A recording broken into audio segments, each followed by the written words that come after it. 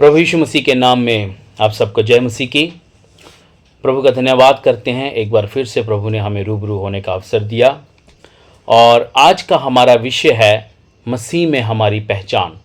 What is our identity in Christ. आज हम एक महत्वपूर्ण विषय पर विचार करेंगे कि मसीह में हमारी पहचान क्या है। जब हम यीशु मसीह को अपने उद्धारकर्ता के रूप में स्वीकार करते हैं तो हमारी पहचान बदल जाती है। दुनिया हमें अलग अलग नज़रों से देख सकती है।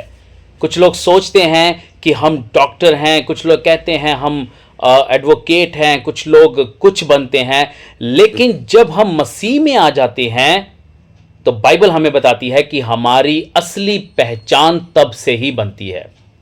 तो who we are in Christ, हम मसीह में कौन हैं। तो सबसे पहले हम देखते हैं यूहन्ना 1 अध्याय उसकी 12 आयत में यूं लिखा है, परंतु जितनों ने उसे ग्रहण किया उसने उन्हें परमेश्वर की संतान होने का अधिकार दिया, अर्थात उन्हें जो उसके नाम पर विश्वास रखते हैं। जी हां, जब हम प्रभु यीशु मसीह के नाम पर विश्वास रखते हैं, जब हम प्रभु यीशु मसीह को अपनाते हैं तो हमारी पहचान बदल जाती है। और यूहन्ना 1:12 कहते हैं कि जितनों ने उसे ग्रहण किया उसने उन्हें परमेश्वर की संतान होने का अधिकार दिया।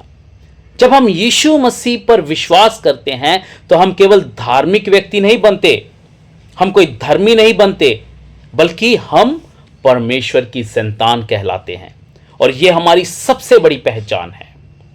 दूसरी बात हम देखेंगे 2 कुरिन्थियों 5 अध्याय उसकी 17 आयत में यूं लिखा है, इसलिए यदि कोई मसीह में है तो वह नई सृष्टि है, पुरानी बातें बीत गई और देखो सब बातें नई हो गई।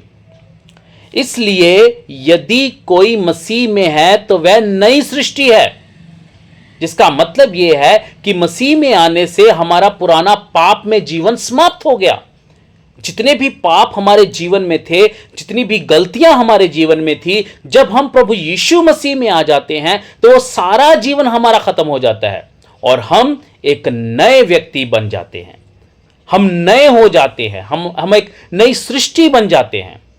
तो मसीह में हम एक नई सृष्टि हैं। आगे हम देखेंगे पहला पत्रस 2 अध्याय उसकी 9 आयत में यूं लिखा है, पर तुम एक चुना हुआ वंश और राज पदाधारी याजकों का समाज और पवित्र लोग और परमेश्वर की निज प्रजा हो, इसलिए कि जिसने तुम्हें अंधकार में से अपनी अद्भुत ज्योति में बुलाया है उसके गुण प्रकट करो। तुम एक चुनी हुई जाति हो, राजकीय याजकों का समुदाय समूह है, हम एक पवित्र जाति हैं हम।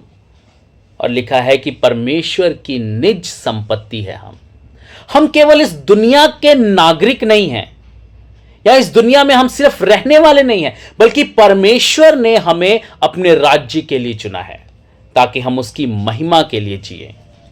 जी हां, हम मसीह में परमेश्वर के दास और सेवक हैं।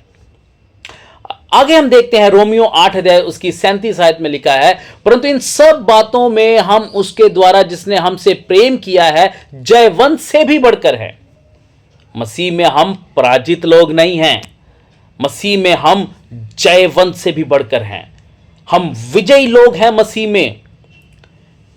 कई बार हमें बहुत सारी पराजय हार का सामना करना पड़ता है, बहुत सारी निराशाओं का सामना करना पड़ता है, लेकिन मेरे अजीजों याद रखो कि मसीह में हम पराजित लोग नहीं हैं। चाहे जीवन में कितनी भी कठिनाइयां आए, हम मसीह में जीत सकते हैं और हम मसीह में जीते हुए हैं। हालेलुया। मत्ती 5 अध्याय उसकी 14 आयत कहती है, हम ज्योति के बच्चे हैं, तुम जगत की ज्योति हो। इस अंधकार में, संसार में परमेश्वर ने हमें ज्योति के रूप में बुलाया है ताकि हम दूसरों को भी यीशु के प्रेम और सत्य की ओर ले चले। हम एक ज्योति हैं और यह ज्योति जो है अंधकार में रोशनी दिखाती है। हम ज्योति की संतान हैं। मसीह में हमारी पहचान अंधकार को मिटाना है, ज्योति की संतान है। मेरे अजीजों, मसीह में हमारी पहचान दुनिया की दी हुई पहचान से अलग है। हम परमेश्वर की संतान हैं, हम एक नई सृष्टि है, हम एक सेवक हैं, हम जयवंत से भी बढ़कर हैं, हम ज्योति की संतान है। इसलिए हमें संसार के अनुसार नहीं बल्कि मसीह की पहचान के अनुसार जीना चाहिए। क्या आप अपनी असली पहचान को स्वीकार करने के लिए तैयार है? जो पहचान प्रभु यीशु मसीह ने हमें दी है, वो पहचान जो मसीह में हमें मिली है, क्या आप उस पहचान को स्वीकार करने के लिए तैयार है?